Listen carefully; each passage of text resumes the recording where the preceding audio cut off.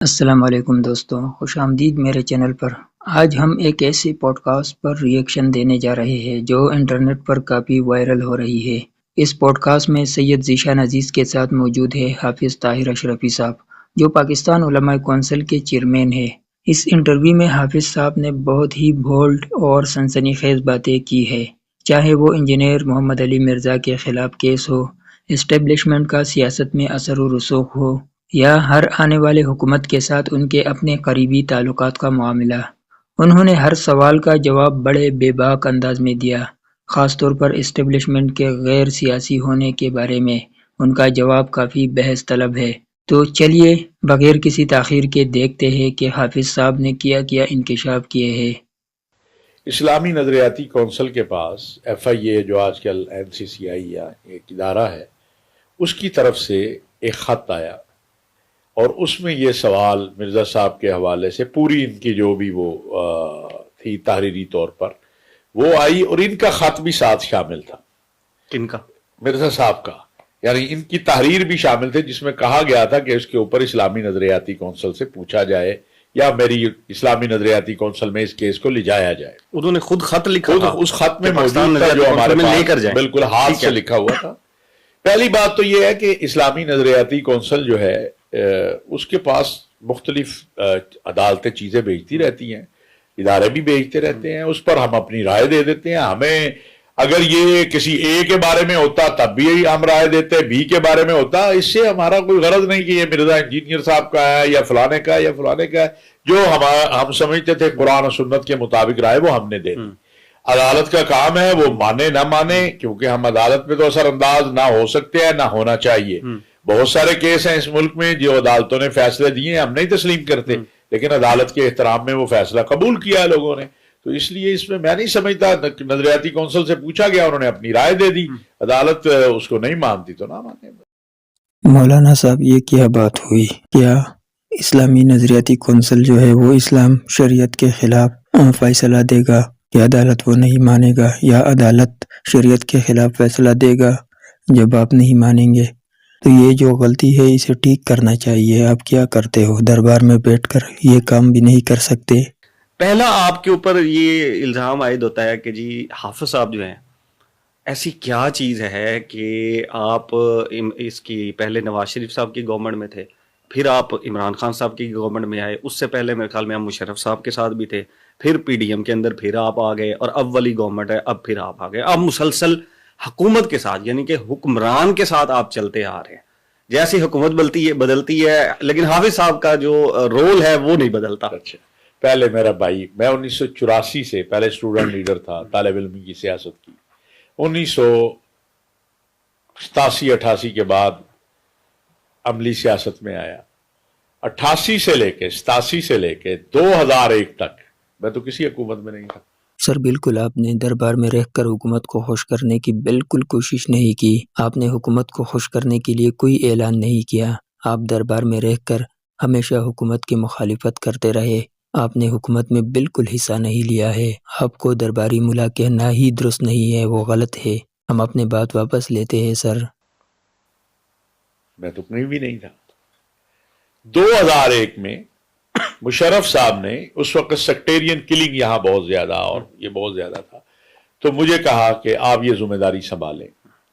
میں شکر گزار ہوں علامہ ساجد علی نقوی صاحب کا، اور اس وقت مولانا اعظم طارق شہید اور مولانا ضیاء القاسمی رحمۃ اللہ علیہ، ان حضرات کو نے میرے اوپر اعتماد کیا، اور اس کے نتیجے میں وزیر نہیں بنا، میں ایڈوائزر بنا، اور میرے اللہ کا کرم ہے کہ میں نے اس کو سیکٹیرین کلنگ پہ قابو پایا گیا۔ اور یہ میں آپ کو بتا دوں کہ یہ جو تھا یہ ایسے نہیں تھا۔ جس وقت اس شہر لاہور میں روزانہ لاشیں گرتے تھے، میں نے اس وقت شیعہ سنی کو اکٹھا بٹھایا فلیٹیز ہوٹل میں۔ ہوٹل انتظامیہ بھاگ گئی تھی کیونکہ ان کو فون آ گیا کہ ہم ہوٹل بم سے اڑا دیں گے۔ میں نے دونوں کو بٹھایا۔ پھر ملی یکجہتی کونسل، الحمدللہ میں بانی ممبر ہوں، حضرت مولانا سمیع الحق شہید رحمۃ اللہ علیہ، علامہ ساجد علی نقوی صاحب، علامہ جواد ہادی، مولانا ضیاء القاسمی رحمۃ اللہ علیہ۔ تو اس ناطے، اور میں نے اللہ کا شکر ہے کہ صرف یہی نہیں کہ اس ملک میں سیکٹیرین کے حوالے سے بلکہ جو ہمارے بچے افغانستان کی جیلوں میں 3200-3300 کے قریب، ان کو بھی واپس لایا، اور اس کے بعد پھر میں کہیں نہیں تھا۔ 1990 کی دہائی میں افغانستان میں طالبان اور مختلف جنگجو گروپوں کے درمیان شدید لڑائی ہو رہی تھی۔ اس وقت شمالی افغانستان میں عبدالرشید دوستم ایک طاقتور کمانڈر تھے اور ان کے پاس طالبان کے کئی قیدی موجود تھے۔ پاکستان کے کچھ علماء اور قبائلی عمائدین کا ایک وفد افغانستان گیا۔ اس وفد میں مولانا طاہر اشرفی صاحب بھی شامل تھے۔ انہوں نے عبدالرشید دوستم سے مذاکرات اور سفارش کی۔ ان مذاکرات کے بعد کچھ طالبان قیدیوں کو رہا کیا گیا۔ بالکل عبدالرشید دوستم سے بات کی اور طالبان قیدیوں کو رہائی میں کردار ادا کیا تھا اس نے۔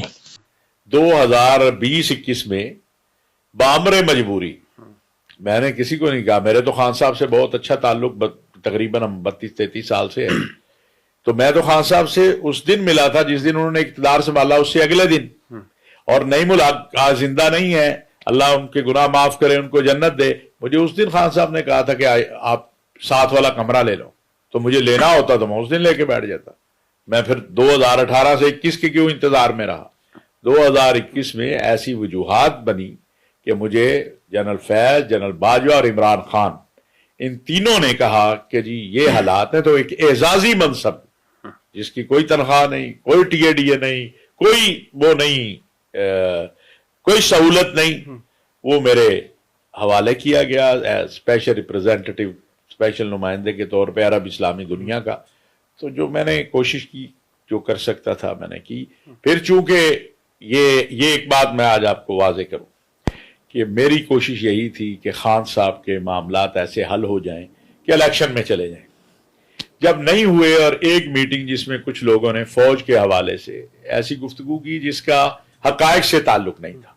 مولانا طارق اشرفی کے بارے میں بعض لوگ یہ کہتے ہیں کہ عمران خان کے دور حکومت میں وہ اکثر حکومت کا دفاع کرتے نظر آتے تھے۔ جب حکومت پر تنقید ہوتی تھی تو وہ میڈیا پر آ کر حکومت کا موقف پیش کرتے اور اس کے حق میں بات کرتے تھے۔ اسی وجہ سے کچھ سیاسی اور مذہبی خلقوں نے ان پر یہ الزام بھی لگایا کہ وہ حکومت کے زیادہ قریب ہے اور زیادہ تر اس کی حمایت کرتے ہیں۔ اس بات پر اس وقت کافی بحث ہوئی تھی۔ تو میں نے خان صاحب بھی زندہ ہیں، اللہ انہیں زندگی صحت دے، میں بھی موجود ہوں، ان کے دفتر میں کہا کہ اگر خان صاحب آپ فوج کے خلاف جائیں گے تو پھر میری معذرت، پھر آج میرا آخری دن آپ کے ساتھ اس دفتر میں ہوگا، لیکن میں آپ سے کہوں گا کہ آپ کو فوج سے نہیں لڑنا چاہیے، یہ میرا نقطہ نظر ہے، اس سے لہذا وہ جو میں کر رہا تھا، تو جب پی ڈی ایم کی حکومت آئی تو مجھے کہا گیا کہ جی بہت سی چیزیں تھی جو عرب اسلامی دنیا میں کر رہا تھا، قیدیوں کے معاملات اور بہت سارے تھے، کہ جی آپ مہربانی کریں اس کو کنٹینیو کریں۔ اور یہ میں نے خان صاحب کو بھی بتایا کہ جی اب یہ ہے مجبوری، یہ کچھ بہت سی چیزیں اچانک ہی سارا کچھ ہوا ہے۔ اور دوسرا میری تو اپنی ہماری جماعت میں کوئی پی ٹی آئی کا تو حصہ نہیں تھا، تو ہماری اپنی جماعت ہے پاکستان علماء کونسل، اور یہ ایک خان صاحب کے ساتھ جانا، وقت اور حالات کیسے تلخ ہو گئے تھے کہ وہ ممکن ہے میں اس دور میں بھی نہ جاتا، پھر آج بھی نہ ہوتا، لیکن وہ مجبوری کی صورت میں گئے۔ مولانا طاہر اشرفی کے بارے میں کچھ لوگ یہ بھی کہتے ہیں کہ ان کا پاکستان کے اسٹیبلشمنٹ سے کافی مضبوط تعلق ہے۔ لوگوں کی رائے ہے کہ حکومت چاہے کسی کی بھی ہو، وہ زیادہ تر اسٹیبلشمنٹ کے موقف کے قریب نظر آتے ہیں۔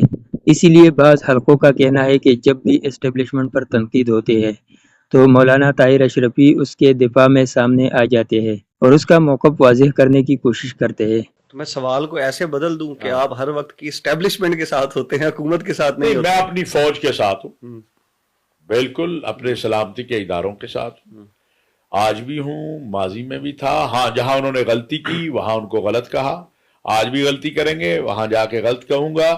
یہ میں نے اس دن جو علماء مشائخ کانفرنس ہوئی ہے اسلام آباد میں نے اس میں 4,500 علماء کی موجودگی میں کہا ہے اپنے سپاہ سالار کو کہ آپ اچھا کام کریں گے آپ کی تائید کریں گے، جہاں آپ غلط کریں گے آ کے آپ کو بتائیں گے، نصیحت بھی کریں گے، کہیں گے بھی، لیکن اس پہ نہیں کہیں گے، وہ کمرے میں کہیں گے جا کے، کیونکہ میں پاکستان کی فوج کو اس ملک کی سلامتی کا ضامن سمجھتا ہوں، اس ملک کی نہیں، امت مسلمہ کی سلامتی کا ضامن سمجھتا ہوں۔ اور آپ عالمی حالات دیکھیں، میں عالم اسلام کا ایک چھوٹا سا طالب علم ہوں، لیبیا دیکھیں، عراق دیکھیں، شام دیکھیں، ایران کی صورتحال دیکھیں، صومالیہ دیکھیں، سوڈان دیکھیں، جہاں پر میں یہ نہیں کہتا یہ فرشتے ہیں، ان سے بھی غلطیاں ہوتی ہیں، لیکن میں یہ چوک میں ان کو گالی دینے کا قائل نہیں ہوں، میں کمرے میں ان سے لڑتا بھی ہوں بہت سے معاملات میں. ہاں جب چوک کی بات آئی تھی جہاں میں سمجھتا تھا تو جنرل ظہیر الاسلام جب وہ یہ دھرنے وغیرہ عمران خان صاحب کے ہو رہے تھے تو آپ ریکارڈ نکال لیں کون اس وقت کھڑا تھا. بلکہ ایک رات تو ایسی تھی کہ جس میں صرف میں ہی تھا، مسلم لیگ نون کے لوگ بھی ٹی وی سے بھاگ گئے تھے، میں اکیلا ہی جیو پہ بیٹھا ہوا تھا اس کے برخلاف. تو جہاں ضرورت ہوگی اعلانیہ کہنے کی اعلانیہ کہیں گے، جہاں کمرے میں کہنے کی ہوگی کمرے میں کہیں گے.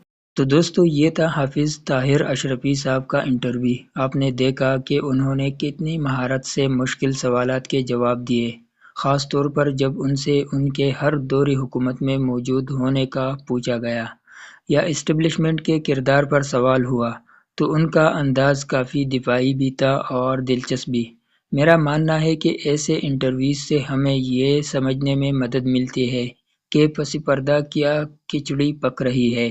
آپ لوگوں کا اس بارے میں کیا خیال ہے؟ کیا آپ حافظ صاحب کے باتوں سے اتفاق کرتے ہیں یا آپ کو لگتا ہے کہ کچھ سوالات کے جوابات ادھورے رہ گئے؟ اپنے رائے کومنٹ سیکشن میں ضرور بتائیے. اگر آپ کو میرا یہ ریئیکشن پسند آیا ہو تو ویڈیو کو لائک کریں، شیئر کریں اور چینل کو سبسکرائب کرنا مت بھولیے گا تاکہ ایسی مزید ویڈیو آپ تک پہنچتی رہے. ملتے ہیں اگلی ویڈیو میں. اللہ حافظ.